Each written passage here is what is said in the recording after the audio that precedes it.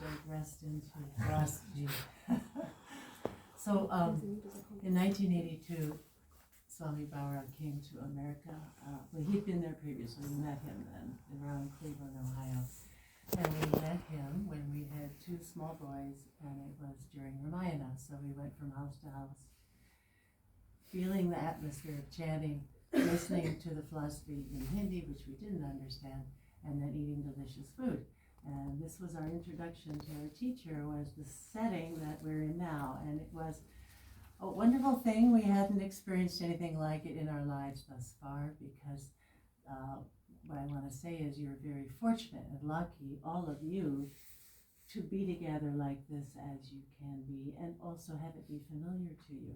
And from this be a doorway into perhaps a feeling of closeness, what our teacher called intimacy with divinity. He said divinity is so close. In Ramayana they say it's the sound of Ram is like the eyelid covering the eye. Divinity is that close to us.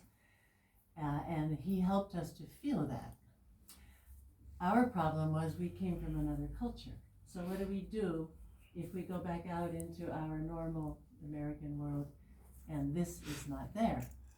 So we were given more of a philosophical approach to how to carry the teaching around, and Sankhya was sort of presented gradually over time. The teacher, the Didi who came to us was Krishnakanta Didi. She came many years, and I was looking at Mother Goddess on her altar, and she looks at me puzzling at the 8-limb goddess. We didn't have any deities with more than 2 limbs, well, 4, and their skin was always white or brown, and we didn't have this symbology. So clearly it was symbolic. Obviously you don't believe literally, so what are you seeing when you look at this? And she said to me, notice she's riding a tiger.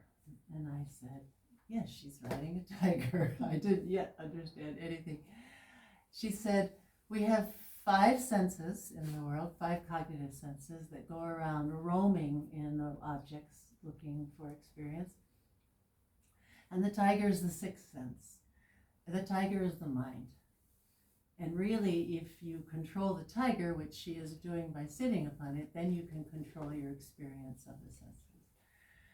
And that teaching took me a long way to understanding who is in charge in my experience. You know, that I have to become in charge of my experience, the mind.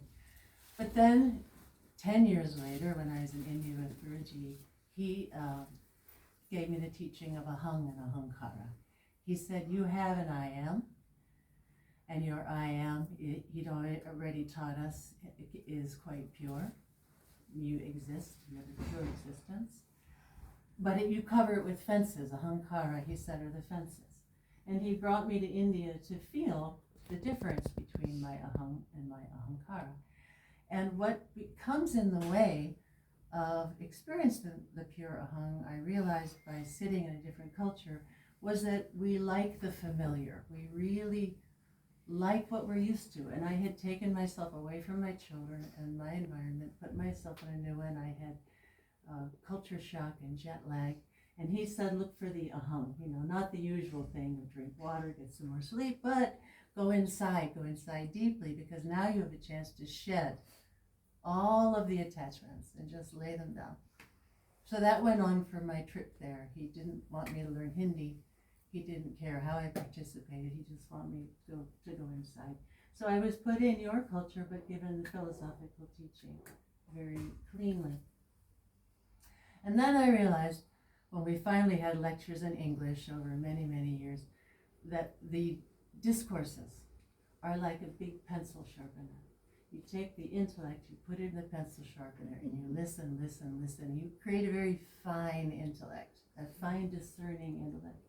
And with that, you can begin to distinguish the more subtle aspects, moving deeper than ego, toward intellect, toward surrender. And there you can begin to distinguish what Bill was saying, the seer or the father, from all the scene of Prakriti, and how important that move of detachment is to being a complete human being. Can I have that little glass of water there? And so, because the other trap in spiritual life is believing that if you do good, you feel good, you are good, that you get good. And it's not always true. The teaching of Kapil and Sankhya is no matter what you do, things are going to come that oppose your will. And then where do you go?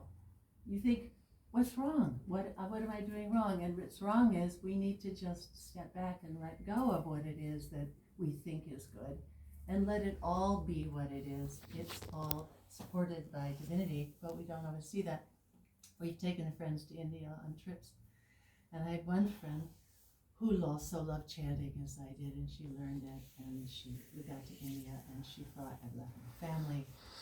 We were in Haridwar, we were by the Ganges, right?